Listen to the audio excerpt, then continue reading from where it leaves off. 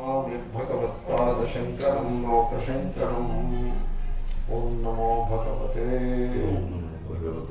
अरहते सम्यक् सम्बुद्धाय कृष्णाभिषात्मा किल जालमालिनी नैवास्तियं नेतुमितस्ततोऽन्वहम् पञ्चापदं बुद्धमनन्तगोचरं लोकेऽधुना केन पदेन नेष्यथा तं बुद्धम् अपदम् अनन्तगोचरं సో అలా చెప్తూ ఉండాలి. ఆ పదం అని చెప్తూ ఉండాలి.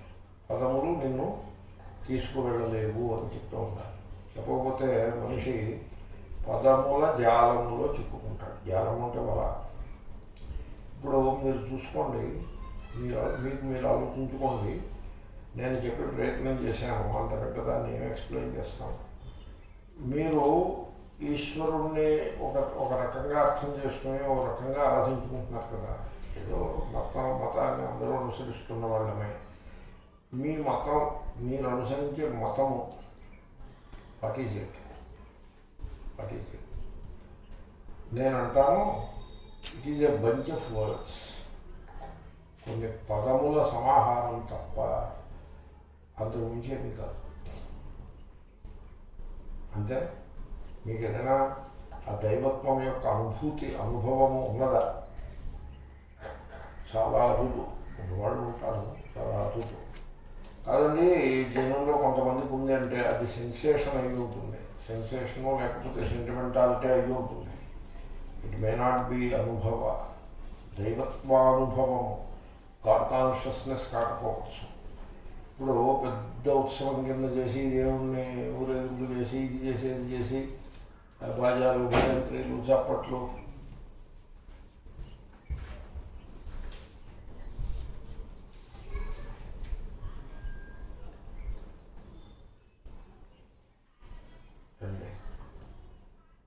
బాజాలు, భజంత్రీలు, చప్పట్లు, తప్పెట్లు, పోరాటం, అదంతా ఏమిటనుకుంటున్నారు? అదంతా దైవత్వమా? సెన్సేషన్. కేవలము సెన్సేషన్. సెన్సేషన్ అంటే కూడా థాట్ ప్రాసెస్సే. అదంతా కూడా థాట్ ప్రాసెస్సే. అదంతా కూడా మైండ్ యొక్క చలనమే, అంతకు మించి ఏమీ కాదు.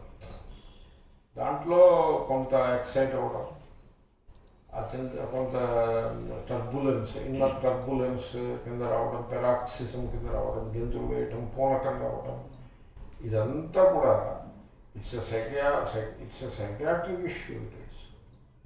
There is no religion, there is no divinity in it. It's a psychiatric issue.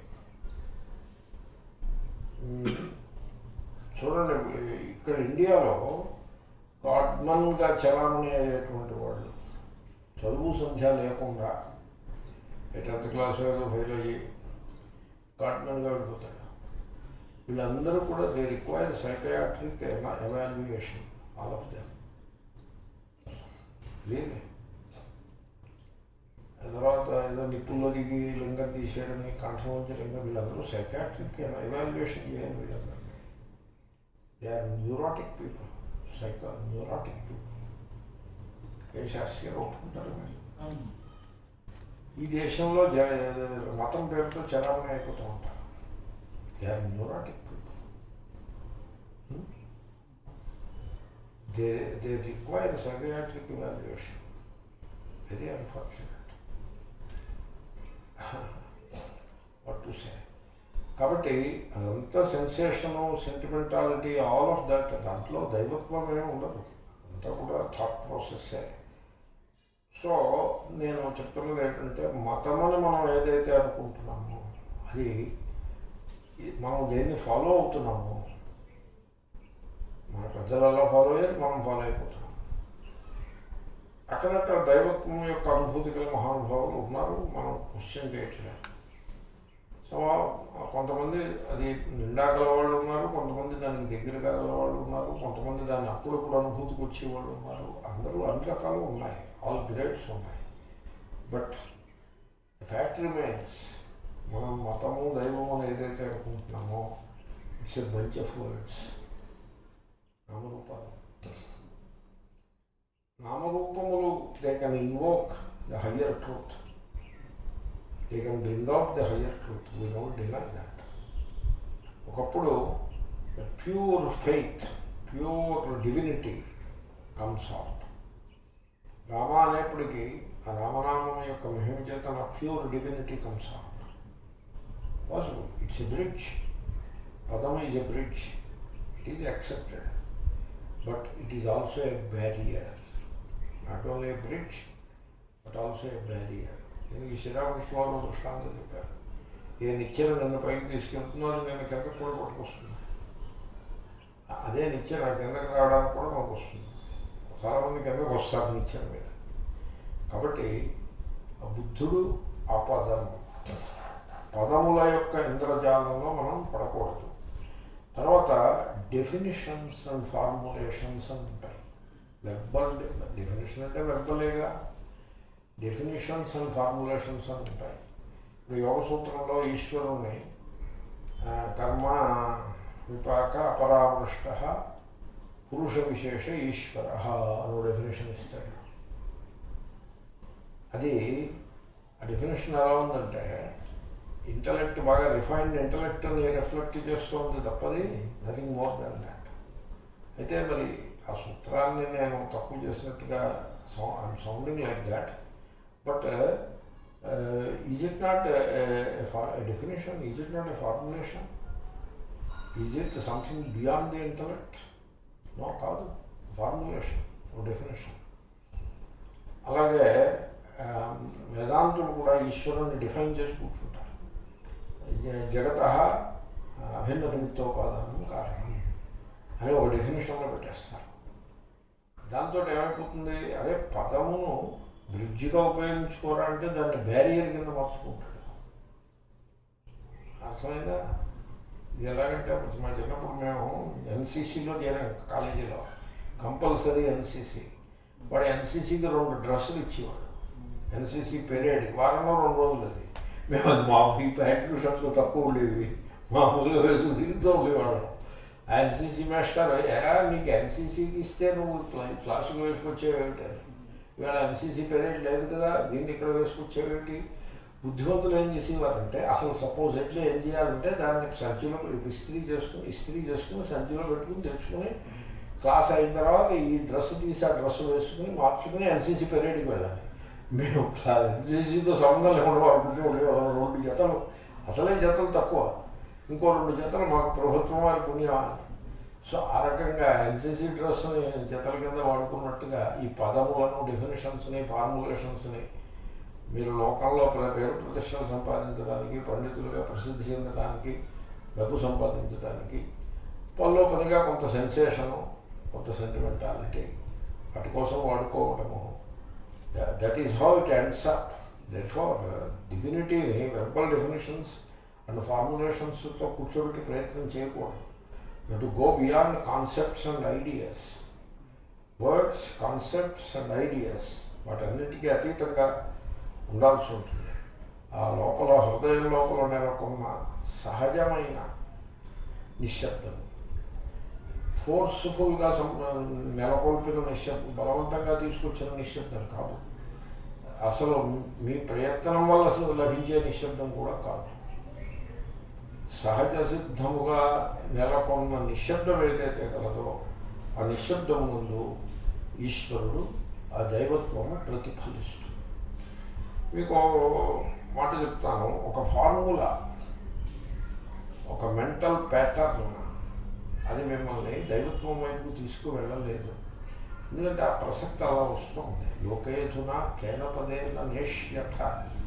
మనిషి తనను తాను దైవం దగ్గరికి ఏ పదముతో, ఏ వెర్బల్ ఎక్స్ప్రెషన్తో, ఏ ఫార్ములేషన్తో దగ్గరికి వెళ్ళగలుగుతాడు అంటే వెళ్ళలేడు అని అర్థం. ఎనీ ఫార్ములా, ఎందుకంటే ఫార్ములా ఏదైనా కూడా అది ఒక మెంటల్ ప్యాటర్న్ కింద ఉంటుంది. దేవుడికి ఫార్ములాలు ఉంటాయి. ఆ ఓపెన్ ఎండెడ్గా ఉంటే పర్వాలేదు. ఇప్పుడు ఉపనిషత్తులో మీకు ఉపనిషత్తు ది గాడ్ని ఎప్పుడు వన్ ఆఫ్ ఏ గాడ్ని ఇవ్వదు. అది ఉపనిషత్తు it doesn't present a god before you. ఒక ఫార్ములేషన్ మీకు ఇవ్వదు, మీకు ఓపెన్ ఎండెడ్గా పెడుతుంది. జన్మాద్యస్యత ఇది open ended understanding of god, not a fixed formula, a mental pattern about God.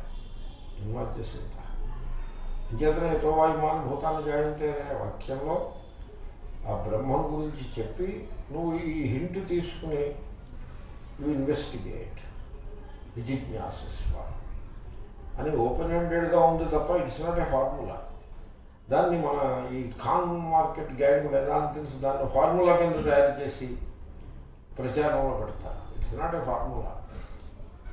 Formula అది రెస్ట్రిక్ట్ చేసేస్తుంది కాబట్టి అది దాంట్లో మీకు అది మిమ్మల్ని దైవత్వంలోకి తీసుకెళ్ళలేదు.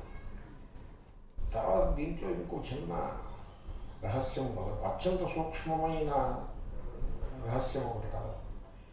దైవత్వం అనేది దానికి మీరు బ్రహ్మ నుండి బుద్ధ నుండి అది దాన్ని ఒక గోల్ చేసి మీరు ఒక ప్రాసెస్ని వర్కౌట్ చేసి ఈ ప్రాసెస్తో ఈ ఫార్ములా ఇస్ ద ప్రాసెస్, ఈ సూక్ష్మమైన ప్రాసెస్, ఇది మెంటల్ ప్రాసెస్. ఈ ప్రాసెస్తో ఈ ఫార్ములాతో ఆ గోల్ని మేము చేరుతాము అనే అప్రోచే తప్పు. దైవత్వం ఈజ్ నాట్ ఏ గోల్. ఎందుకంటే గోల్ అనే మీరు ఎప్పుడైతే అంటారో it is not now, it is in the future. Therefore it is limited. ఇప్పుడు లేనిది లిమిట్ అయిపోతుంది కదా. కాలం ఉన్నది ఇప్పుడు లేదు అంటే లిమిటేషన్ వచ్చేసింది, ఇక్కడ లేదు అంటే లిమిటేషన్ వచ్చేసింది, ఇది కాదు అంటే లిమిటేషన్ వచ్చేసింది. ఈశ్వరుని విషయంలో ఇది కాదు, ఇక్కడ కాదు, ఇప్పుడు కాదు అంటే అది ఈశ్వరుడికి లిమిటేషన్ అయిపోతుంది. ఇది ద్వైత మతాలన్నీ అలాగే ఉంటాయి. ఇది కాదు, ఇది అట్ట, ఇది ఈశ్వరుడు కాదు. ఇప్పుడు కాదు ఈశ్వరుడు భవిష్యత్తులో, ఇక్కడ కాదు వైకుంఠంలో. ద్వైత మతాలు అన్నీ అలా ఉంటాయి. వేదాంతులు కూడా ఆ బ్రహ్మను ఆ రకంగా తయారు చేస్తారు. ఇది కాదు, ఇప్పుడు కాదు, ఇక్కడ కాదు అన్నట్టుగా తయారు చేస్తారు. ఎప్పుడైతే అది ఇది కాదో, ఇప్పుడు కాదో, ఇక్కడ కాదో, దేశకాల వస్తు పరిచ్ఛేదంలో పడిపోయింది అది, అప్పుడు it becomes a goal. Then only it becomes a goal. Goal అయిందంటే దేశకాల వస్తు పరిచ్ఛేదంలో పడిపోతుంది. It is not a goal, it is already there. Now, what to do about it? There is nothing to do about it. You have to allow it to express. అంటే దైవత్వాన్ని చేరుకోవడం అనేది ఏమి ఉండదు. దైవత్వాన్ని వ్యక్తీకరించటమే, అభివ్యక్తం చేయుటే ఉంటుంది. You express the divinity. You don't reach the divinity. Because you are it, Tattvamasi. Tattvamasi, how are you going to reach it? It is not something to reach. It is something that has to express. Not by effort, spontaneously. అంచేతనే మీరు ఏదైనా ఒక action చేశారనుకోండి, an action which is entirely unselfish, దాంట్లో కర్తృత్వము భోక్తృత్వము రెండూ లేని action ఉందనుకోండి, దాంట్లో దైవత్వం ప్రకటమవుతుంది. అటువంటి మనిషిని అయ్యా మీరు దేవుడండి అంటారు జనులు కూడా, సామాన్య జనులు కూడా, తెలుసో తెలియకో. దట్ ఈజ్ హౌ దైవత్వం you have to allow it to express. అర్థమైందండి? అంచేతను దైవత్వమును మీరు ఒక గోల్ చేసేస్తే అది పరిచ్ఛిన్నం, వస్తు పరిచ్ఛిన్నం, దేశ పరిచ్ఛిన్నం, కాల పరిచ్ఛిన్నం. It is not any of those. It is here, it is now, it is myself. Tattvamasi. Now what to do about it? Nothing to do. You have to give a chance for it to express. Like sun. Sun is there, always there. Only you have to give a chance for the Sons light to enter inside. So ఆ విధంగా పదములతో దైవత్వమును చేరుకుంట అనేది ఏమీ లేదు, unselfish action. తర్వాత చూడండి, మీరు దేహాభిమానాన్ని పూర్తిగా విడిచిపెట్టి కర్తృత్వ భోక్తృత్వములను పూర్తిగా విడిచిపెట్టి desireless and fearless state of కాన్షియస్నెస్లో మీరు ఉన్నట్లయితే already you have entered in to the divinity. ఆ విధంగా దైవత్వాన్ని అర్థం చేసుకోవాలి, కానీ ఒక ఫార్ములా వల్ల అక్కడికి మీరు రీచ్ కాలేరు. తర్వాత నేను ఇంకొక సంగతి కూడా చెప్తాను.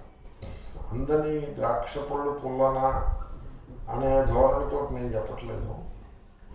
వాదగ్రంథములు కలవు, ఖండన ఖాద్యమని. ఒక రకంగా అద్వైత సిద్ధి కూడా వాదగ్రంథమే, మంచి టెక్స్ట్, దాంట్లో సందేహం లేదు. ఇది challenging text and it gives a sharpness to the intellect, there is no doubt about it. And Madhusudana Saraswati, great saint and savant, all that is there. ఇటువంటి వాదగ్రంథములు, న్యాయభాస్కరము, న్యాయభాస్కర ఖండనము, న్యాయామృతము దాని ఖండనము, ఇటువంటి వాదగ్రంథములు, ఖండ ఖాద్యము, మేబీ చిత్సుఖి కూడా అలాంటిదేమో.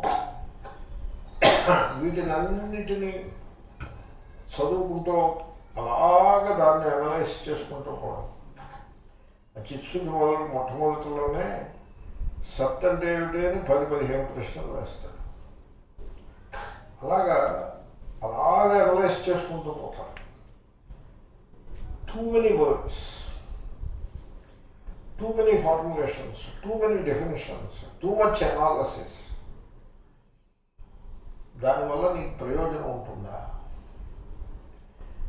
మీరు లోకంలో చూసుకుంటే full of words, formulations, analysis and definitions ఉన్నవాళ్ళు పండితులయ్యేవే కానీ జ్ఞానులు కాలేదు. మనకు అది కనపడుతుంది. అన్వయము వ్యతిరేకము రెండో కనపడుతున్నాయి. అసలు ఏ రకమైన డెఫినేషన్స్, ఫార్ములేషన్స్, అనాలసిస్లు లేని రామకృష్ణ పరమహంస, రమణ మహర్షి మొదలైన వాళ్ళు, నిసర్గదత్త మహారాజు, వాళ్ళు జ్ఞానులుగా ప్రకాశించేదే తప్ప వాళ్ళు పండితులు కానీ కాదు. ఈ అన్వయ వ్యతిరేకం రెండో వచ్చేసాయి, అన్వయము నిషేధము. టూ మచ్ అనాలసిస్ వల్ల ఏమీ ప్రయోజనం లేదు. ఎందుకంటే ఆ సచ్చిదానంద ఆత్మ, ఆ బుద్ధుడు మీ లోపల, మీ హృదయంలో థాట్ అండ్ ఇంటలెక్ట్ ఆ రెండింటికి అతీతంగా మీ స్వరూపంలో ప్రకాశిస్తూ ఉన్నాడు. కాబట్టి మీరు థాట్ అండ్ ఇంటలెక్ట్ అనే ఒక బ్యారియర్గా ముడుచుకుని కూర్చున్నట్లయితే too much rationalization, too much analysis, sleep గురించి పుస్తకాలు చదువుతుంటే మీకు నిద్ర పడుతుందా ఏమి? కాబట్టి you have to go beyond the mind.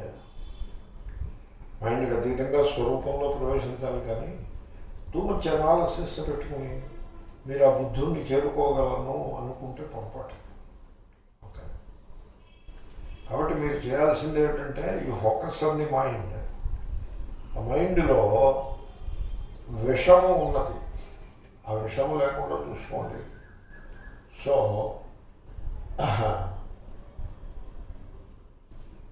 ఆ మైండ్ యొక్క శుద్ధి గురించి పై వాక్యం, తృష్ణ విషాత్మ కిల జాలమాలిని.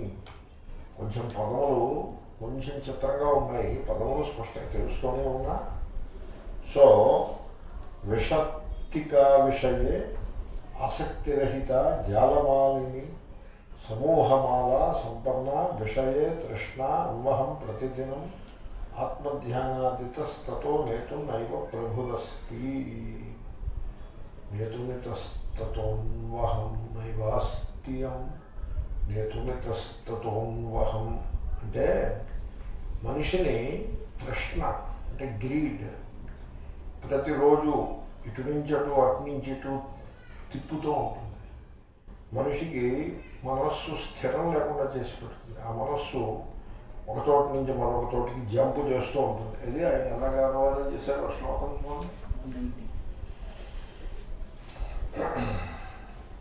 మన ఎన్టీఆర్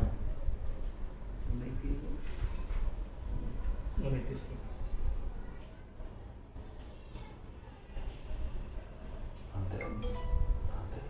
కానీ అనువాదము ఫెయిత్ఫుల్గా లేదు. ఇతస్తతో నేతం అంటే లీడ్ ఎస్ట్రే అని రాశారు. చాలా ఏదో హడావిడిగా అనువాదం చేసినట్టుగా ఉంది తప్ప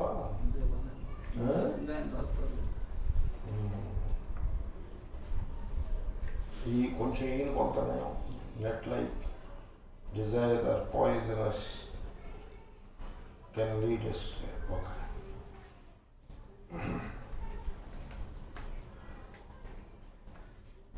ఆ బుద్ధుడు ఎటువంటి, మీ హృదయంలో ఉన్న బుద్ధుడు ఎటువంటి వాడో తెలిసిన, ఆ బుద్ధుడిని తృష్ణ, తృష్ణ అంటే కామన, ఆ కామన ఎటువంటిదో, కామన యొక్క లక్షణం ఏటో తెలిసిన విషమే, విషమే విషాత్మ, విషాత్మ చూడ పదనలో ఉందా, ఎ బిట్ అనూషువల్ ఎక్స్ప్రెషన్ విషాత్మ.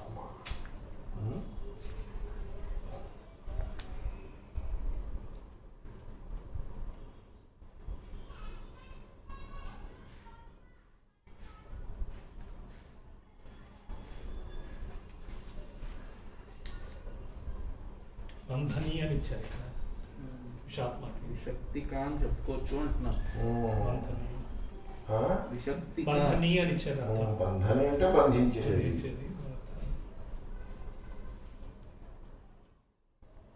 అంటే విషాత్మ బదులు పాలిలో విసక్తిక అని ఉంది, దాన్ని విషక్తిక అని చెప్పుకొని బంధని అని చెప్పుకోండి. విషక్తిక అంటే బంధని అంతే, నాకు అర్థమైంది. ఎందుకంటే విష్ బంధనే అని ధాతు ఉంది. విషయా అంటే అర్థం ఏంటో తెలుసిన, విషిన్వంతి బధ్నంతి ఇది విషయా. అది విషాత్మ. విషం కాదు, పాయిజన్ కాదు, బంధం. షీ బంధనే అనే ధాతువు నుంచి వచ్చింది. ఓకే, ఈ తృష్ణ అంటే desire or greed, desire or greed, అది దానికి బంధించే స్వభావము గలదు విషాత్మ. ఓకే, మీరు ఆలోచించుకోండి, గ్రీడీ పర్సన్ ఉన్నాడు అనుకోండి, గ్రీడీ పర్సన్ వాడు ఏ పని చేసినా ఒక స్వార్థ చింతనతోటే చేస్తూ ఉంటాడు. ఆ విధంగా వాడు బుద్ధుడే ఉంటాడు. మన సమాజ జీవనంలో గ్రీడ్ అంటే ఆ రకంగా ధన వ్యామోహము, ఇతర ప్రాపంచిక విషయముల ఎడల ఉండే వ్యామోహం ఏది కలదో అది అది అవసరమని, దాన్ని మనం కలిగి ఉండాలని ఆ విధంగా సమాజ జీవనంలో మనకి బోధిస్తారు కదా. You have to be selfish, you have to be ambitious అని బోధిస్తారు. ఇంట్లో ఫ్యామిలీలోనూ అలాగే బోధిస్తారు, కలెక్టివ్గా సొసైటీ కూడా అలాగే బోధిస్తూ ఉంటుంది. సో ఈ గ్రీడ్తో ఉంటారు, అందరూ గ్రీడ్తో ఉంటారు. ఇప్పుడు క్లర్క్ ఉన్నాడు అనుకోండి, వాడు మేనేజర్ అవ్వాలి, వాడిని ఆ తృష్ణ అలాగా పుష్ చేస్తూ ఉంటుంది. మేనేజర్ బాస్ అవ్వాలి, మినిస్టర్ ప్రైమ్ మినిస్టర్ అవ్వాలి, ఆర్మీలో లెఫ్టినెంట్ అయితే జనరల్ అవ్వాలి. ఏదో ఆ తృష్ణ అలాగా. సో తర్వాత ఈ తృష్ణలో ఎలా ఉంటుందంటే గ్రీడ్లో కంపారిజన్ ఉంటుంది. వాడు కంపేర్ చేసుకుంటూ మిలియనైర్ ఉన్నాడు అనుకోండి, బిలియనైర్ అవ్వాలి, బిలియనైర్ ఉన్నాడు అనుకోండి, మల్టీ బిలియనైర్ అవ్వాలి. అలా కంపేర్ చేసుకుంటూ ఉంటారు. అలా కంపేర్ చేసుకుని బాధపడుతూ ఉంటారు. అయ్యో మనం తక్కువైపోయింది, ఎక్కువైపోయింది అని ఇలా ఉంటారు. తృష్ణ పీపుల్ అలా ఉంటారు. తర్వాత కాబట్టి తృష్ణ అనేది వాస్తవంలో మనిషి యందు ఆ ఇంటెలిజెన్స్, ఆ క్రియేటివ్నెస్, ఒరిజినాలిటీని అది పైకి తీసుకొచ్చేందుకు ఉపయోగపడదు. చాలామంది ఏమనుకుంటారంటే గ్రీడ్ అండ్ అంబిషన్ లేకపోయినట్లయితే వాళ్ళు ఒరిజినాలిటీ, క్రియేటివ్ థింకింగ్ పైకి రాదనుకుంటారు. చాలా తప్పది. ఒరిజినాలిటీ, క్రియేటివ్ థింకింగ్ అవి సైంటిస్టుల్లో కనపడుతుంది. అటువంటి సైంటిస్టులు తృష్ణ గలవాళ్ళు కాదు, ప్రమోషన్ల కోసం గిలగిలడేవాళ్ళు కాదు. తృష్ణ గలవాళ్ళు దానికి తగ్గట్టుగానే ఉంటారు. వాళ్ళలో క్రియేటివిటీ అనేది ఏది ఉండదు. తర్వాత ఈ గ్రీడ్ ఉన్నవాడు he never a happy person. కృష్ణ ఇంగ్లీష్లో ఎలా ట్రాన్స్లేట్ చేస్తారు? గ్రీడ్ అనే ట్రాన్స్లేట్ చేస్తారు కదా. So a greedy person is never a happy person. వాడు పర్మనెంట్గా అసంతృప్తితోటి అసంతోషంతో బతుకుతూ ఉంటాడు. అసంతోషం అనేటువంటి విషమం వాడిలో ఉంటుంది. విషాత్మ అనే శబ్దంలో ఉన్న విషం కాదు అది విషం కాదు, అది బంధనం అది. సో కాబట్టి జనరల్గా మనుష్యులు ఒక రకమైన తృష్ణతో బతుకుతూ ఉంటారు. చాలా దురదృష్టకరమైన విషయం. పొద్దున్న తృష్ణ, మధ్యాహ్నం తృష్ణ, సాయంకాలం తృష్ణ, జీవితం అంతా తృష్ణయే. ఈ తృష్ణ అనేది ఇది బంధించేస్తుంది. ఇది సిస్టమ్ అంతని కూడా పాయిజన్ చేసేస్తుంది కూడా. కొన్ని ఆత్మ అని అర్థం చెప్పుకున్నా, అలా చెప్పుకున్నా బంధనము అనే అర్థం అది సరైన అర్థము. కొన్ని పాయిజన్ అని చెప్పుకున్నప్పటికీ కూడా ఆ తృష్ణయే పాయిజన్గా పనిచేస్తూ మనల్ని బంధిస్తూ ఉంటుంది. తర్వాత ఈ తృష్ణ గలవాడికి ఆ తృష్ణ ఏం చేస్తుందంటే ఆ గ్రీడ్ పలు రకముల దుఃఖమును జనరేట్ చేస్తూ ఉంటుంది. తృష్ణ గ్రీడ్ కారణంగా పలు రకముల దుఃఖములను వాడు అనుభవిస్తూ ఉంటాడు. చూడండి, మీ స్వరూపాన్ని మీరు తెలుసుకోవాలనుకుంటే, మీ లోపల ఉన్న బుద్ధుణ్ణి మీరు చేరుకోవాలనుకుంటే మీకు అలాంటి దృష్టి ఏదైనా ఉంటాయి. అలాంటి దృష్టి చాలామందికి ఉండదు. చాలామందికి ఎలా ఉంటారంటే రిటైర్ అయిన తర్వాత పెన్షన్ వచ్చేస్తే సరిపడుతుంది అన్నట్టుగా జీవిస్తూ ఉంటారు.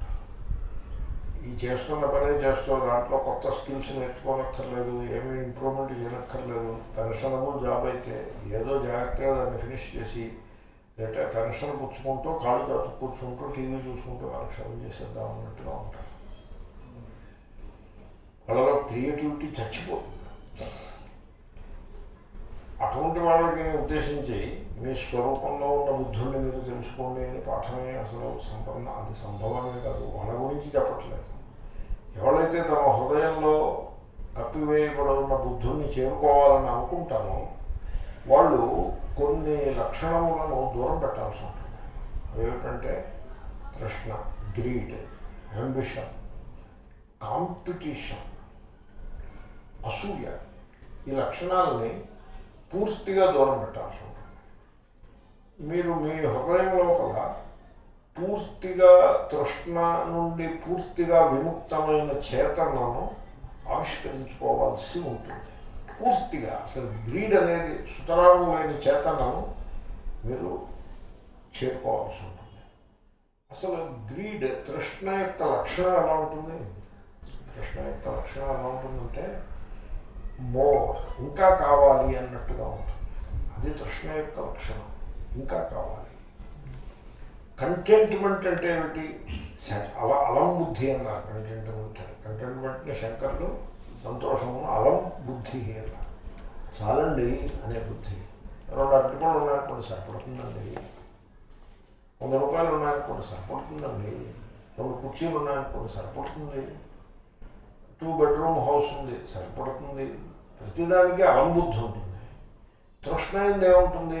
ఏదీ సరిపడదు, ఎన్నటికీ సరిపడదు, ఏదీ సరిపడదు.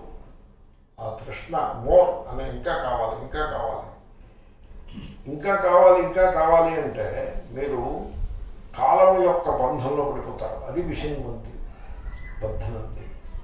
ఎందుకంటే ఇంకా కావాలి అంటే ఇప్పుడు ఉన్నది సరిపడలేదు కదా, ఇప్పుడు లేదు. ఇంకా కావాల్సింది ఇప్పుడు లేదు.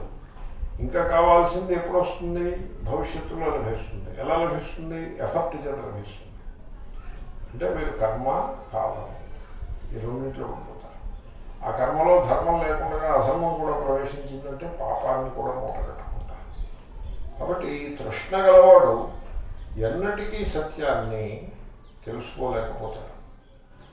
సో దీన్ని ఫిలసాఫికల్గా చెప్పాలంటే మీరు తృష్ణని కలిగి ఉండుట ద్వారా సైకలాజికల్ టైం క్రియేట్ చేసుకుంటారు. అంటే మీరు హ్యాపీగా ఉండడం ఇప్పుడు కుదరదు. ఇప్పుడు హ్యాపీగా ఉండడానికి అవకాశం లేదు. భవిష్యత్తులో మీరు హ్యాపీగా ఉండగలుగుతారు. ఎప్పుడు? మీరు ఇంకా కావాలని కోరుకున్నది భవిష్యత్తులో లభిస్తుంది, భవిష్యత్తులోనే లభించాలి. ఇంకా కావాలని కోరుకున్నది భవిష్యత్తులోనే ఉంటుంది. అప్పుడు ఆ భవిష్యత్తులో ఆ ఇంకా కావాల్సినది లభించిన తర్వాత మీరు హ్యాపీగా ఉండగలుగుతారు. ఇప్పుడు హ్యాపీగా ఉండడం అసలు సంభవమే కాదు. దీని మీద నేను మోడల్ చెప్తాను, మీరు గమనించండి. ఒక గీత ఒకటి గీశాను నేను. Okay, draw line. నేను ఇదివరలో కోరుకుని గ్రీడ్ కోరుకుని సంపాదించుకుని ఆల్రెడీ అవి నా వద్ద ఉన్నాయి, నేను వాటిని అనుభవిస్తూ ఉన్నాను. అవన్నీ గీతకి యువతల వైపు ఉంటాయి. అవన్నీ నేను ఆల్రెడీ పొంది ఉన్నాను. నేను కూడా గీతకి యువతల ఉన్నాను. నేను సంపాదించుకున్నవన్నీ ఆ గీతకి యువతల వైపున ఉన్నాయి. గీతకి యువతల వైపు ఉన్న వాటి మీద నాకు పెద్ద శ్రద్ధ కూడా ఉండదు. ఎందుకంటే అవన్నీ నేను ఆల్రెడీ సంపాదించినవి, నా అధీనంలో ఉన్నవి. వాటిని నేను ఆల్రెడీ చాలాసార్లు అనుభవించి ఉన్నాను కూడా. అంచేత వాటి మీద ఇంకా మొనాటని అంటే విసిగెత్తుతుంది. ఇదే కుర్చీలో నేను గత 10 ఏళ్ల నుంచి కూర్చుంటున్నాను. ఇంకా ఈ కుర్చీ అంటే విసిగేస్తుంది. దిక్మాల కుర్చీ, ఎప్పుడూ ఇదే కుర్చీలో కూర్చుంటున్నాను. కొన్నప్పుడు ఇది పేరు కుర్చీ, చాలా మెత్తలు ఉన్నాయి, చూడడానికి చాలా అందంగా ఉంది, ఫోటోజెనిక్గా ఉంది. ఈ పక్కన డిజైన్లు అవి బాగున్నాయి కొన్నప్పుడు. కానీ 10 ఏళ్ల నుంచి దిక్మాల కుర్చీ, ఇదే కుర్చీలో కూర్చుంటున్నాను. కాబట్టి ఇంకా విసిగేస్తాం. అది మొనాటని. ఎందుకని ఆ గీతకి యువతలు ఉంది కుర్చీ. ఒక పెద్ద గద్దీ, ఖరీదైన గద్దీ గీతకు అవతల వైపు ఉంది. మీ దగ్గర లేనివి, మీరు ఆశపడుతూ కోరుకుంటున్నవి అన్నీ కూడా గీతకి అవతల వైపు ఉంటాయి. ఇప్పుడు మీ ప్రయత్నం అంతా ఏ విధంగా ఉంటుంది? గీతకు అవతల వైపు ఉన్న వాటిని గీతకి యువతల వైపు లాగడం మీద ఉంటుంది ఆ ప్రయత్నం అంతా. చాలా ఎఫర్ట్ చేస్తూ ఉండాలి. గీతకి ఆవల వైపు ఉన్న వాటిని ఇటువైపు తీసుకురావడానికి, అంటే గీతను జరిపే ప్రయత్నం చేస్తూ ఉంటారు. ఇది తృష్ణ యొక్క మూమెంట్. ఓకే, ఆ గీతను కొంచెం మీరు ఎదురుకి జరుపుతారు. అవతల ఉన్నవి యువతలు వస్తాయి. మళ్ళీ వాటి మీద విసుగు బయలుదేరుతుంది. అవి మీకు సుఖాన్ని ఇవ్వడం మానేస్తాయి. మళ్ళీ గీతకు అవతల వైపు ఉన్న వాటి కేసి చూస్తూ గీతను అటువైపు జరిపే ప్రయత్నం చేస్తూ ఉంటారు. ఈ తృష్ణావంతుడు, ఈ తృష్ణ గలవాడు, వాడి జీవితం అంతా కూడా గీతకు ఆవల వైపు ఉన్న వాటిని చూసుకుంటూ, వాటినే పరిశీలిస్తూ, వాటినే కోరుకుంటూ ఈ గీతని జరిపే ప్రయత్నంలో వాడి బ్రతుకు కడతేరిపోతుంది. వాడు ఆఖరికి అలసి సొలసి చచ్చిపోతాడుగా తప్పిస్తే ఆ గీత అలాగే ఉంటుంది. గీతకు అవతల వైపు ఉన్నవి అలాగే ఉంటాయి. ఇప్పుడు గీతగా ఇంకా చావడానికి సిద్ధంగా ఉన్నప్పుడు గీతకు అవతల వాడికి స్వర్గం కనపడుతుంది. ఆ స్వర్గం అంటే అక్కడ డ్యాన్స్ ప్రోగ్రాంలో కూర్చొని అవన్నీ చూడాలి. స్వర్గం అంటే డ్యాన్సే. నాకు తెలుసు ఆ స్వర్గం డ్యాన్స్. ఎందుకంటే మేము చిన్నప్పుడు సినిమాలు చూసేవాళ్ళం. విఠలాచార్య సినిమాలు. స్వర్గంలో ఏముంటారు? డ్యాన్స్ ప్రోగ్రాం ఉంటుంది. ఇంద్రుడు ఉంటాడు, మహర్షులు గడ్డాలు వేసుకుని ఇటువైపు కూర్చుంటారు, దేవతలు కిరీటాలు పెట్టుకున్నట్టు కూర్చుని ఉంటారు. మధ్యలో ఎవరో ఇలాగా చీరలో పెట్టుకుని పెట్టుకుని అలంకారాలు పెట్టుకుని హెయిర్ డూ చేసుకుని గజ్జలు కట్టుకుని గురువరే కాదు వీరవరా అంటూ ఏదో పాట పాడుతూ డ్యాన్స్ చేస్తూ ఉంటారు. అంతే కదా స్వర్గం అంటారు. నాకు తెలుసున్న స్వర్గం అది దానికే చూస్తూ ఉంటాడు. అది గీతకు అవతల ఉన్నది. ఎప్పుడు గీతకు అవతల వైపు చూసుకుంటూ బతుకుతూ ఉంటాడు వీడు, ఈ తృష్ణ గలవాడు. ఆ తృష్ణ ఏం చేస్తుందంటే ఒక నెట్ కింద వీడిని కట్టి పారేస్తుంది. జాల మాలిని, దాన్ని ఎలా అనువాదం చేశారండి? జాల మాలిని. నెట్ అని, జాల అంటే నెట్. కృష్ణ జాల उसको प्रतिदिन क्योंकि विषय आसक्ति रहित होने लगा कृष्ण జాల. జాల నెట్ వల యొక్క తీగల కలది. వలకి అనేక తీగలు ఉంటాయి, అనేక దారములు ఉంటాయి వాళ్ళకి. ఆ మాల అంటే దారములు, అనేక దారములు, అనేక పోగులు, వాటి చేతము కూడి ఉంటుంది ఆ తృష్ణ. అంటే ఆ తృష్ణ ఎవడైతే పెట్టుకుంటాడో వాడు వలలో ఆ వల యొక్క త్రాళ్లలో చిక్కుకు చిక్కుకుని ఉంటాడు. వాణ్ణి ఆ తృష్ణ ఏం చేస్తుందంటే ఇటు నుంచి అటు అటు నుంచి ఇటు వాణ్ణి ఉయ్యాలలో పెట్టి ఊపుతూ ఉంటుంది. మేము చిన్నప్పుడు ఉయ్యాలు ఎక్కాం, ఉయ్యాల్లో కూర్చున్నాం.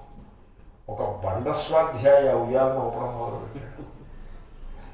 ఆపరా అంటే వెళ్ళాం, భయం వేసేస్తుంది.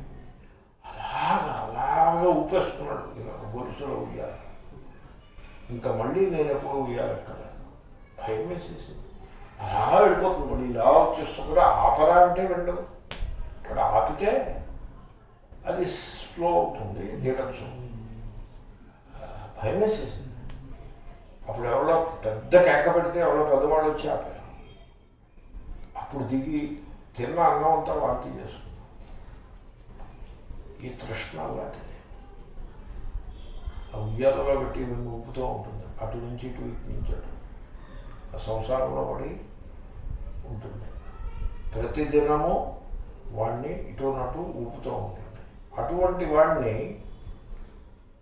ఆ బుద్ధుడి దగ్గరికి తీసుకువెళ్ళేటువంటి పరిస్థితి ఎన్నడూ ఉండదు.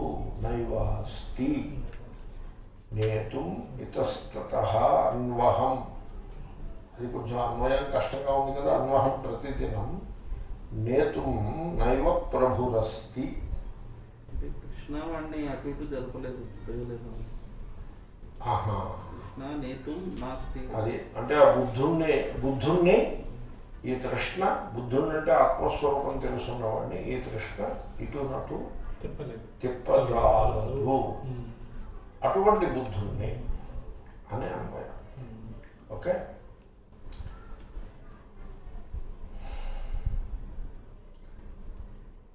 పదచ్ఛేదం చేద్దాము. తృష్ణ విషాత్మ కిల జాలమాలిని నా ఏవ అస్తి యం నేతుం ఇతః తతః అన్వహం తం చ అపదం బుద్ధం అనంతగోచరం లోకే అధునా కేన పదేన నిష్యథ. విషాత్మ బంధించే స్వభావము గలది. జాలమాలిని వల యొక్క త్రాళ్ల వలె కప్పివేసేది. అగు తృష్ణాకిల పేరాశయైతే యం ఏ జ్ఞానిని అన్వహం ప్రతిదినము ఇతస్తతః ఇటునటు నేతుం త్రిప్పుటకు నైవ అస్తి సమర్థము కానే కాదో తం అట్టి అనంతగోచరం అనంతమైన స్వరూపము గల అపదం పదములచే పొందశక్యము కాని బుద్ధం బుద్ధుని అధునా ఇప్పుడు లోకే లోకమునందు కేనా ఏ పదేనా పదముతో నేష్యథ ఉండగలుగుతావు, చేరుకోగలుగుతావు. అంటే మొత్తం మీద దీని తాత్పర్యం ఏంటో తెలుసునా? మీరు ఏవో కొన్ని పదములు పెట్టుకుని, ఫార్ములేషన్స్, డెఫినేషన్స్ పెట్టుకుని హృదయంలో ప్రకాశించే బుద్ధుని చేరుకునే ప్రయత్నం మీరు చేస్తే అది అయ్యే మాట కాదు. ఆ బుద్ధుణ్ణి చేరుకునే ఉపాయం ఏంటో తెలుసునా? తర్వాత ధ్యానం గురించి చెప్పబోతున్నారు. ఎవరి హృదయమునైతే బంధించే స్వభావము కలిగిన తృష్ణ వలను వేసి బంధించేసినట్టుగా బంధించకుండా ఉంటుందో, ఎవరినైతే ఇటునటు ఈ సంసారంలో త్రిప్పలేకపోతుందో ఆ తృష్ణ, అటువంటి బుద్ధుణ్ణి అని మనకు అన్వయం. అంటే దీన్ని బట్టి ఇప్పుడు మీకు ఏం తెలిసింది? బుద్ధుణ్ణి పొందాలంటే, బుద్ధుణ్ణి చేరుకోవాలంటే పదముల వలన, నామరూపముల వలన, ఫార్ములాల వలన, డెఫినేషన్స్ వలన అయ్యేది కాదు. నీ హృదయంలో ఉండే తృష్ణని, ఆ తృష్ణ వేసే వలని, అది పెట్టే త్రిప్పులాటను నీవు తప్పించుకోగలిగితే నువ్వు ఆ బుద్ధుని చేరుకోగలుగుతావు అని పిండితార్థం, సమూహం యొక్క అర్థం. ఓకే, అలాగే ఆ శ్లోకాన్ని ఆ రకంగా అన్వయించాల్సి వస్తుంది. చూడండి, తృష్ణ స్వార్థపరత్వం ఉండకూడదు. కుటుంబాల్లో స్వార్థపరత్వం ఉంటుంది, అది ఉండకూడదు. ఒకప్పుడు భార్యాభర్తల మధ్య కూడా స్వార్థపరత్వం ఉంటుంది, తండ్రి కొడుకుల మధ్య స్వార్థపరత్వం ఉంటుంది, సోదరుల మధ్య స్వార్థపరత్వం ఎలాగా ఉంటుంది, అది ఉండకూడదు. ఎందుకంటే స్వార్థపరుడైన వ్యక్తి వాడు ద్వేషాన్ని కలిగి ఉంటాడు. ద్వేషము, వ్యతిరేక భావము, తర్వాత ఒక శత్రుభావము, ఇవన్నీ ఏర్పడతాయి వాడికి. తర్వాత ఎదురువాడు బాగుపడుతుంటే వీడు చూసి ఓర్చుకోలేకపోతాడు. ఆ స్వార్థపరుడు, వాడికి అసూయ కూడా ఉంటుంది, ఈర్ష్య. తర్వాత స్వార్థపరుడు పైకి స్వార్థపరుడులా కనపడకూడదు, పైకి పెద్ద ఉదారుడులా కనపడాలి, లోపలంతా స్వార్థమే ఉంటుంది. దాంతో దంభము కూడా స్వార్థపరుడిలో వాడి స్వభావంలో భాగంగా ఉంటుంది. స్వార్థపరుడిని స్వామి రామతీర్థ ఒక దృష్టాంతంతో పోల్చారు. కోతులు ఉంటాయి, నేలంతా కాలిపోతూ ఉంటుంది, ఇసుక నేల. ఆ పెద్ద కోతి ఏం చేస్తుందంటే ఒక పిల్ల కోతిని పట్టుకుని ఆ నేల మీద పెట్టి ఆ పిల్ల కోతి మీద నిలబడుతుంది.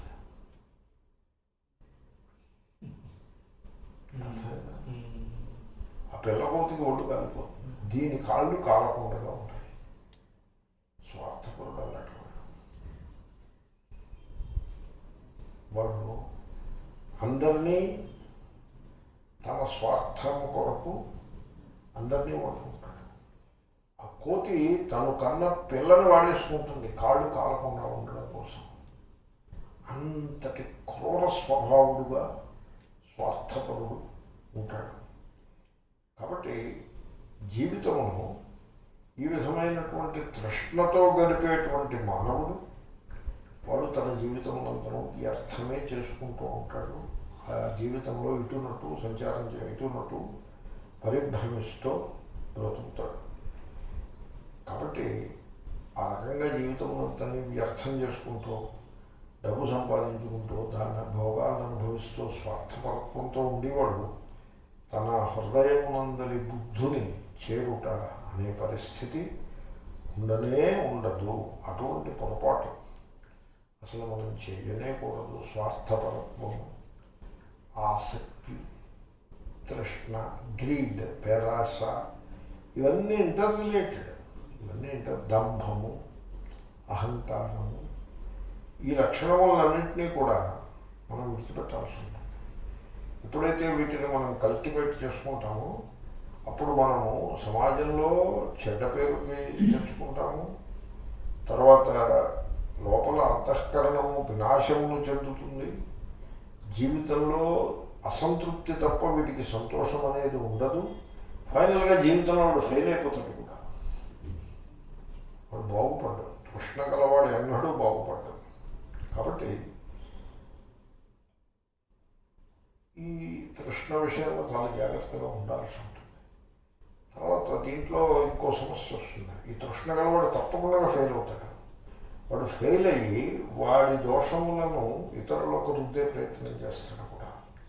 వీడు తృష్ణ కారణంగా, సెల్ఫిష్నెస్ కారణంగా సంసారంలో ప్రవేశించి దాంట్లో ముందుకు పోయి దాంట్లో అనేక దోషములను అంటగట్టుకుని తర్వాత మా తల్లిదండ్రులు ఇలా చేశారు, నన్నేమో చిన్నప్పుడు ఇలా పెట్టారు, దీంట్లో పెట్టారు, దాంట్లో పెట్టారు, వాళ్ళ మూలంగా నేను ఇలా అయ్యాను అని ఇతరులను దోషం పడతాడు తప్ప తన యొక్క తృష్ణయే తనకింతటి వినాశమును తెచ్చిపెట్టింది అని తెలుసుకోలేకపోతాడు.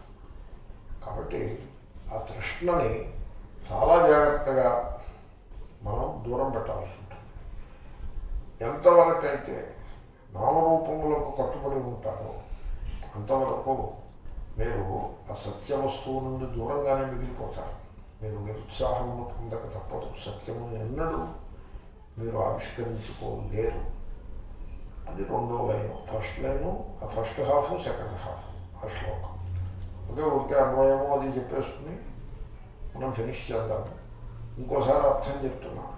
విషాత్మ బంధించే స్వభావము గలది, జాలమాలిని త్రాళ్లతో కట్టిన వల వంటిది, అవు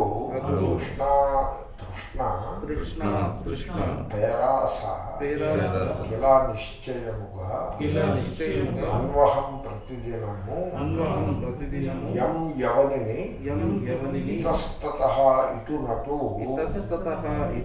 నేతుం త్రిప్పుటకు నైవాస్తి సమర్థము కానే కాదు తం అట్టి బుద్ధం బుద్ధుని. మీకు బుద్ధుడికి మధ్య దూరము తృష్ణయే. మీరు ఆ తృష్ణని కనుక తీసేస్తే మీరే బుద్ధుడైపోతారు. ఎటువంటి బుద్ధుడు? తృష్ణ పెట్టుకుని పదములతో చేరుకునే ప్రయత్నం చేస్తాడు మనిషి. మీరు తృష్ణను విదిలిపెట్టి పదములను పట్టుకోకుండా మీరు తృష్ణను విడిచిపెడితే దాని పదములు అక్కర్లా, మీ స్వరూపంలో మీరు చేరేస్తారు. అపదం పదములచే చేరశక్యము కానట్టు అనంతగోచరం అనంతమైన స్వరూపము గల తం అట్టి బుద్ధం బుద్ధుని అనగా పరమాత్మను. ఇప్పుడు బుద్ధుడు రాసిన శ్లోకంలో బుద్ధుడు అంటే బుద్ధుడిని తనని చెప్తాడా? తను కాదుగా. భగవద్గీతలో అహం మమ ఎక్కడొచ్చినా అది పరమాత్మనే అర్థం, దేవకీనందనుడని కాదు. నిన్న నేను చెప్పాను, నా పాఠంలో కూడా చెప్పాను. దేవకీనందనుడనే అర్థం అని చెప్పాలి అక్కడ. ఇదేం భాగవతం కాదుగా, భగవద్గీత కదా. అలాగే ఇక్కడ కూడా అధునా ఇప్పుడు లోకే లోకమునందు కేనా ఏ పదేనా పదముతో డెఫినిషన్తో ఫార్ములాతో నేష్యత మీరు పొందగలుగుతారు.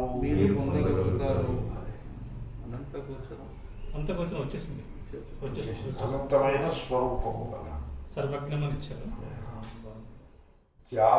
విషాత్మా జాలమాలిని తృష్ణ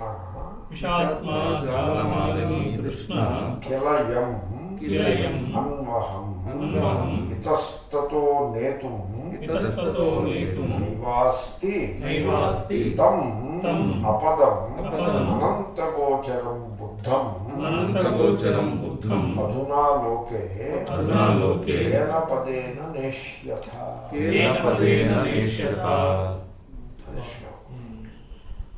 కొంచెం కష్టపడి అన్వయం చేసినాము. శ్లోకం కొంచెం క్లిష్టాన్వయం ఉంది. పదములు సరళంగా ఉన్నప్పటికీ తృష్ణా విషాత్మా కిల జాలమాలిని నైవాస్తియం నేతుమితస్తతోన్వహం తంచాపదం బుద్ధమనంతగోచరం లోకేధునా కేన పదేన నేష్యథ ఏ ధ్యాన ప్రసృతా ధీరాః నిష్కర్మోపశమే రతాః తేభ్యః ఖలు సుబుద్ధేభ్యః స్పృహయంతి సురా అపి. అక్కడ ఆ బుద్ధ అనే మాట తీసి జ్ఞానినః జ్ఞానిభ్యః అని పెట్టేస్తే దీన్ని శంకర భగవత్పాదులు ప్రకరణ శ్లోకంలో కూర్చోబెట్టి ఇచ్చే శ్లోకాన్ని తీసుకెళ్ళి. సో ధీరాహ అంటాడు అంటే వివేకము గలవారు, నైష్కర్మ్య సిద్ధి గలవారు, ఉపశమము గలవారు అంటే ఉపరతి శమదమాదులు గలవారు, నిత్యము ధ్యానముతోటి ఎలర్ట్గా ఉండేటువంటి వారు, వారు సుబుద్ధులు, వారే యథార్థమైన బుద్ధులు. వారిని చూసి దేవతలు కూడా అసూయపడుతూ ఉంటారు, దేవతలు కూడా దండం పెడతారు అని. సో దేవా బలిమావహంతి, సర్వే దేవా బలిమావహంతి అని ఆ శ్లోకం. ఇది రేపు పొద్దున్న చెప్తాను. ఓం పూర్ణమద పూర్ణమిదం పూర్ణాత్ పూర్ణముదచ్యతే పూర్ణస్య పూర్ణమాదాయ పూర్ణమేవావశిష్యతే. ఓం శాంతి శాంతి.